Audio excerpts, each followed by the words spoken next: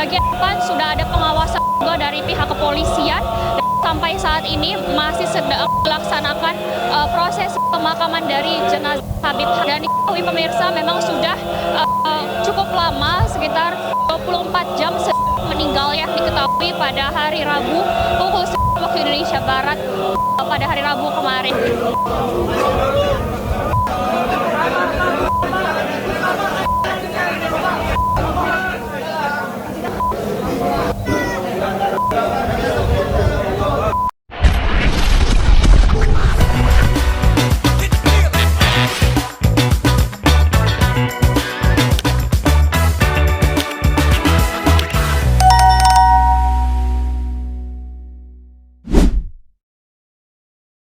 Assalamualaikum warahmatullahi wabarakatuh, sahabat pelita yang dirahmati Allah ya. Ketemu kembali dengan channel ini, semoga sahabat pelita dalam kondisi sehat walafiat dan tentunya masih dalam limpahan dan lindungan yang maha kuasa. Dalam video ini kita sama sekali tidak mau menyudutkan kelompok si A, kelompok si B tentang apa yang terjadi, entah itu kemarin, entah itu yang baru saja sekarang ya, tentang statement-statement para petinggi di negara kita yang mungkin banyak orang-orang tersentil ya dengan ucapan-ucapannya. Tetapi dalam video ini sekali lagi tidak ada maksud untuk menyudutkan pihak manapun. Jadi buat sahabat pelita langsung saja disimak keseluruhan videonya ya. Karena apa? Ketika kita melihat hanya sebatas cuplikan video, takutnya terjadi kesalahpahaman dalam memahami mungkin sebuah video yang sempat beredar di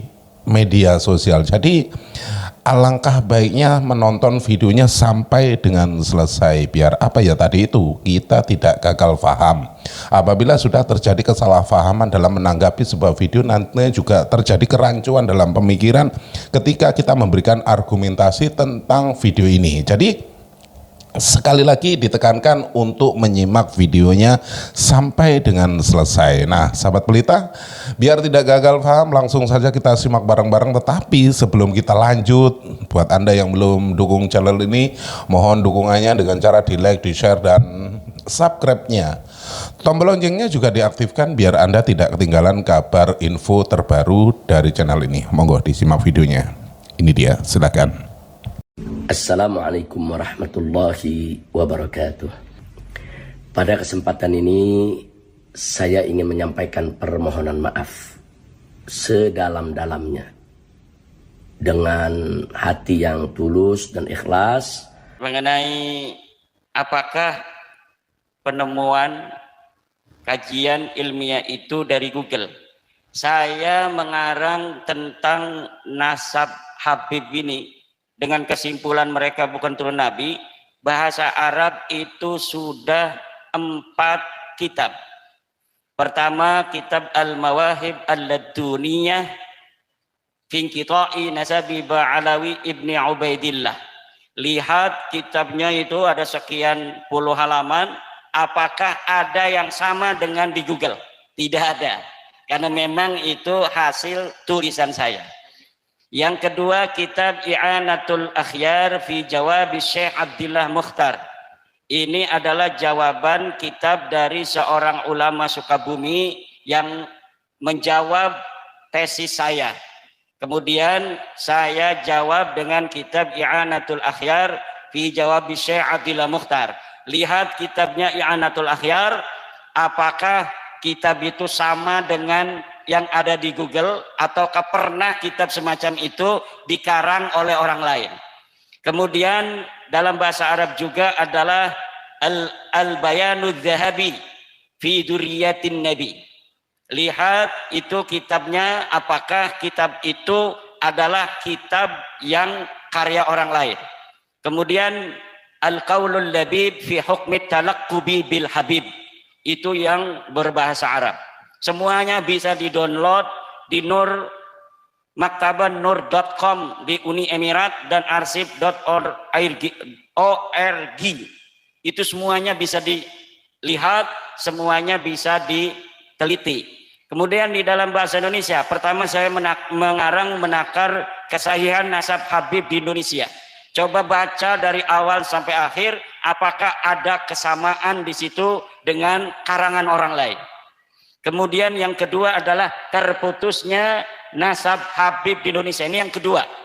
Ini ada juga di internet, bisa dilihat, bisa di-download, atau beli kitabnya di Shopee, itu sudah banyak yang nyetak. Kemudian yang ketiga adalah metodologi ilmu nasab. Ilmu nasab, metodologi ilmu nasab. Itu yang berbahasa Indonesia. Terakhir, saya mengarang buku membongkar skandal ilmiah sejarah dan nasab Ba'alwi. Itu di dalamnya dibongkar bagaimana skandal Ba'alwi dalam memalsukan manuskrip-manuskrip. Bagaimana kitab para ulama yang manuskripnya ditemukan kemudian disisipi dengan keterangan-keterangan tentang Ba'alwi, padahal di manuskripnya tidak ada. Itu silakan lihat membongkar skandal ilmiah nasab dan sejarah Ba'alwi. Kemudian saya juga membuat kronik perjalanan ilmiah Imaduddin Usman. Itu bisa dibeli di Shopee, bisa dibeli juga di koperasi pondok pesantren saya sebanyak 400 halaman. Kemudian di Jogja juga ada yang menerbitkan buku saya dengan disatukan. Buku Menakar Kesiahan Nasab Habib, kemudian buku Terputusnya Nasab Habib, kemudian buku Metodologi Ilmu Nasab, kemudian dua kitab berbahasa Arab.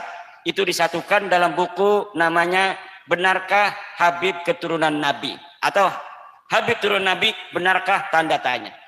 Lihat di dalamnya dengan seksama apakah karya saya itu hanya menjiplak karya orang lain, ataukah betul itu hasil kajian ilmiah.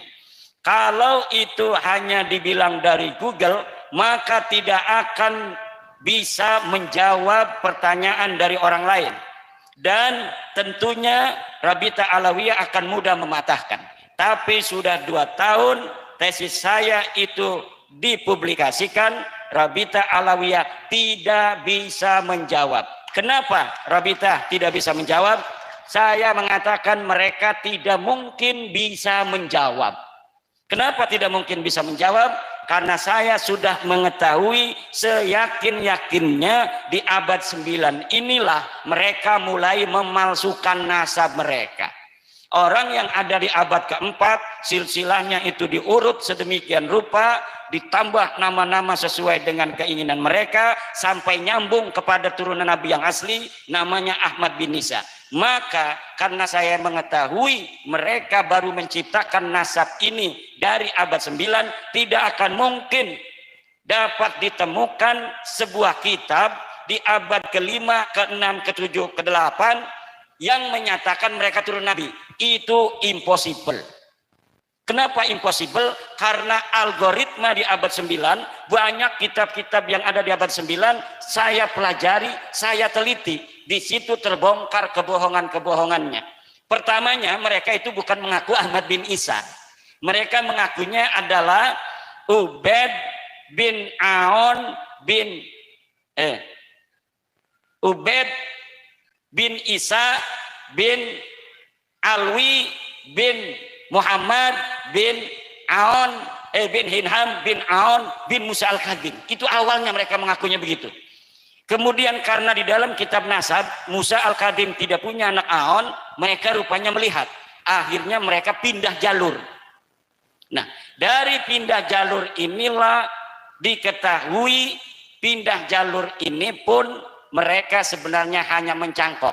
Jadi awalnya mencangkok dari Bani Ahdal, mereka bukan Bani Ahdal. Mereka mencangkok Bani Ahdal, kemudian ketika Bani Ahdal mentok, mereka pindah ke jalur Ahmad bin Isa. Di Ahmad bin Isa juga mentok, akhirnya sekarang mereka tidak bisa jawab. Tidak akan mungkin ditemukan di ujung dunia manapun sebuah kitab yang menerangkan Ubaid ini keturunan Nabi. Tidak akan mungkin. Menurut algoritma penelitian yang saya geluti selama 2 tahun ini, tidak mungkin secara ilmu sejarah pun mustahil Ini Baklawi keturunan Nabi secara ilmu sejarah, apalagi secara ilmu tes DNA. Sudah ketahuan haplogrupnya G, orang yang haplogrupnya G, jangankan dia keturunan Nabi Muhammad, wong Arab gadudu. Itu. Kemudian mengenai bagaimana itu prosesnya, ya prosesnya itu tadi, yang pertama adalah menggunakan metodologi historis. Heuristik itu mengumpulkan seluruh kitab yang kira-kira berkaitan dengan nama-nama yang apa namanya itu terkait dalam silsilah yang ada, yaitu keluarga Ahmad bin Isa. Setiap kitab nasab yang membahas Ahmad bin Isa kita jadikan sebagai sebuah referensi. Dalam referensi itu selama 550 tahun tidak ada sama sekali yang menyatakan Ahmad bin Isa ini mempunyai anak bernama Ubed. Itu untuk Bapak. Kemudian kitab Abnaul Imam itu kitab yang dicetak oleh Yusuf Jamalul Lail yang baru 2 tahun meninggal. Kitab itu diatribusikan pada abad ke-5. Karya Ibnu Toba-Toba. Sebenarnya dia kitab abad ke-2. 199 Hijriah. Hanya mencatat anaknya Sayyidina Hasan, Sayyidina Husain yang ada di Mesir dan ada di Damaskus. Hanya mencatat anak-anaknya saja. Judulnya pun Abnaul Imam fi Misra wasyam Al-Hasan wal Husain. Tahun 199 Hijriah ini Ubed belum ada. Ubedillah ini belum, karena dia wafat 383. Kitabnya dikarang 199 Hijriah. Tapi kemudian manuskrip ini ditambah-tambahi. Manuskrip yang menyatakan anak Sayyidina Hasan Sayyidina Husain ditulis Sayyidina Husain anaknya ini, anaknya ini, anaknya ini sampai ke Ubedillah. Makanya itu yang ngerti dunia sejarah kayak Rumel Abbas tidak pernah menjadikan kitab Abnaul Imam sebagai dalil kepada saya. Dari mana saya mengetahuinya? Dari mukaddimahnya. Itu dalam mukaddimah kitab yang dicetak oleh Yusuf Jamalul Lail diakui bahwa kitab itu dikarang oleh orang yang ada di abad ke-2. Kemudian dia mengadakan tambahan-tambahan. Kebanyakan orang-orang yang apa itu kayak muhdor tanggul itu langsung aja dikebet-kebet di tengah nyari nama Abdullah. Aduh. Tidak baca mukaddimahnya. Di mukaddimahnya dikatakan itu tambahan-tambahan. Antara yang asli matanya dengan tambahannya Sarah tidak dibedakan. Jadi kitab itu tidak bisa dijadikan dalil. Kenapa? Di dalam kaidah usul fiqih dikatakan ad-dalilu idza taraqahul ihtimal saqata bihil istidlal. Ad-dalilu idza taraqahul ihtimal saqata bihil istidlal. Kiai yang Habib. Bagaimana? Kiai yang Habib, guru kita yang Habib. Ya kita harus hormati dia ketika dia dinisbatkan kepada ilmu. Kita menghormatinya karena dia guru kita. Tapi kalau kita di dalam hatinya menghormatinya karena dia adalah keturunan Nabi, haram, dosa besar. Kenapa? Hukumnya dosa besar kita mengakui orang yang bukan turunan Nabi sebagai turunan Nabi. Dosa hukumnya. Kalau kita mau menghormati dia sebagai guru, itu menghormati dia sebagai guru kita itu lebih utama daripada menghormati orang karena nasabnya. Kenapa? Li'anna li'annal ifadah afdolu minal wiladah. Al ifadah afdolu minal wiladah. Orang tua yang mendidik kita, tidak melahirkan kita, itu lebih utama karena ilmunya daripada orang tua yang melahirkan kita di sisi Allah Subhanahu wa ta'ala. Nasab itu kalah mutlakon dengan ilmu. Kenapa? Ini yang sesuai dengan Al-Quran, ini yang sesuai dengan Al-Hadis la fadla li arabiyyin ala ajamiyyin. Terus apa lagi? Ya, nama-nama Ubed itu sama sekali tidak ada. Dia diadakan hanya untuk supaya nyambung aja. Di abad 9 itu dari Ali As-Sakron ada 14 nama sampai Ubedillah. itu yang fiktif sekitar 9 nama. Karena dari Ali Asakron, bapaknya masa nggak tahu bapaknya dia. Kalau bapaknya kan kenal, kakeknya juga kenal. Kita husnudon 5 keturunan itu dia kenal. Karena orang kampung pun masih banyak yang hafal 5 keturunan. Orang biasa itu kadang masih hafal 5 keturunan. Dia hafal bapaknya, dia hafal kakeknya, dia hafal buyutnya, dia hafal jangganya. Maka saya husnudon kepada 5 orang. Dari mulai Ali Asakron, punya ayah namanya Abu Bakar, punya ayah namanya Abdurrahman, punya ayah namanya Muhammad Maula Dawilah, punya ayah namanya Ali Sabidarak. Ini sahih. Selainnya itu sampai Ubaidillah semuanya fiktif. Kenapa? Kesejarahannya tidak pernah ada yang mencatat, baik sebagai turunan Nabi maupun sebagai ulama. Jadi sebagai ulama saja nggak ada yang nyatat. Jadi mereka hari ini mengatakan bahwa leluhurnya adalah mujtahid, ulama besar, waliullah, kutub, aqtab, Mi'raj 70, itu tidak terverifikasi oleh kitab-kitab sejarah. Yang kedua, sampaikan salam kepada Kiai Mustafa Puser Bumi Lampung. Itu teman saya waktu mondok di Kiai Hasuri bin Tahir, menantu dari Kiai Thohir Pelamunan. Jadi Kiai Thohir Pelamunan itu pondok pesantren salah satu yang tertua di Banten, punya menantu Kiai Haji Tubagus Hasuri bin Tahir. Saya mondok di situ 4 tahun, ketemu dengan Kiai Mustafa Puser Bumi dari Lampung. Kiai yang lain ada yang nanya, kemana aja katanya sanadnya. Pertama saya kepada Kiai Haji Sanwani, pondok pesantren Ashabul Maimanah, murid daripada Aba Yai Sidik Cengkudu yang mondok kepada Syekh Nawawi At-Tanara Al-Bantani. Itu As-Sanadul Ali. Saya ke Yai Sanwani, ke Abu Yasidik, langsung kepada Syekh Nawawi At-Tanara Al-Bantani, hanya 4 orang saja. Kemudian saya juga mondok kepada Syekh siapa namanya, Syekh Sanja bin Kasmin. Ini khusus kitab Alfiyah Ibnu Malik. Kemudian saya mondok kepada Syekh Mufti bin Asnawi. Ini masih saudara dari keluarga saya, sama-sama dari Syekh Ciliwulung. Pondoknya pun namanya Pondok Pesantren Darul Hikmah Syekh Ciliwulung. Beliau mengarang kitab Amsilatul I'rab.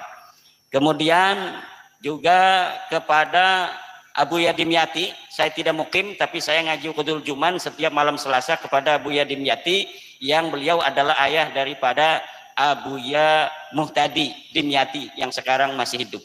Kemudian kepada Aba Bustami saya mengaji Fathul kitab Tafsir Munir Marah Labid.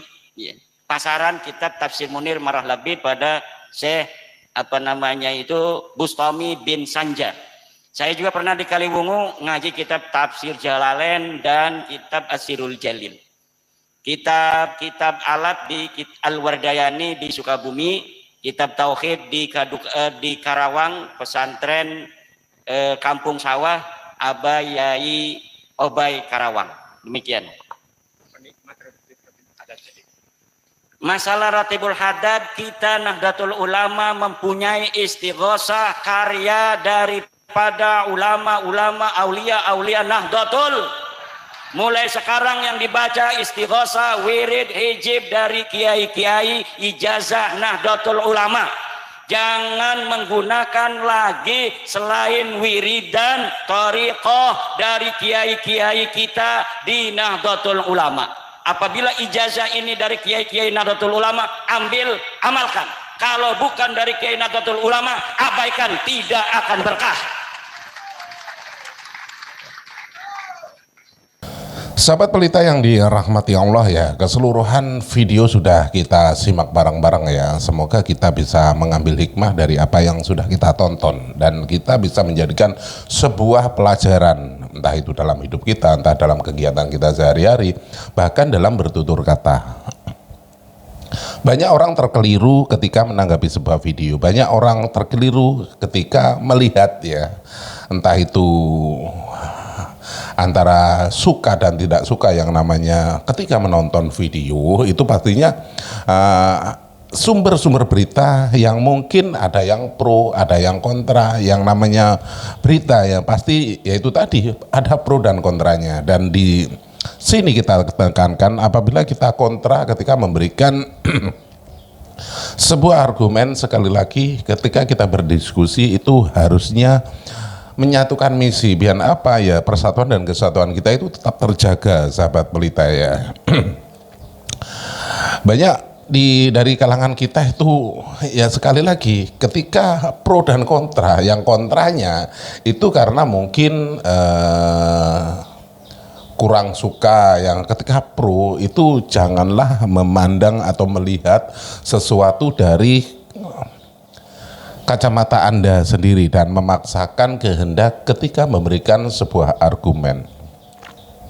Orang ketika mencintai membabi buta itu semua yang mungkin keluar dari apa yang sudah disampaikan. Mungkin ada sosok yang mungkin dicintai ya dalam video ini. Satu contoh lah, orang-orang yang mungkin selalu memberikan ceramah dan lain sebagainya.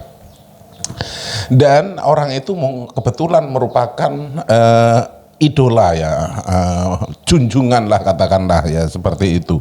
Sehingga apapun yang keluar dari mulutnya ataupun ucapan-ucapannya itu selalu dibenarkan, walaupun kadangkala itu ada unsur yang mungkin kesalahan ya dalam memberikan wejangan, memberikan tausiah dan lain sebagainya.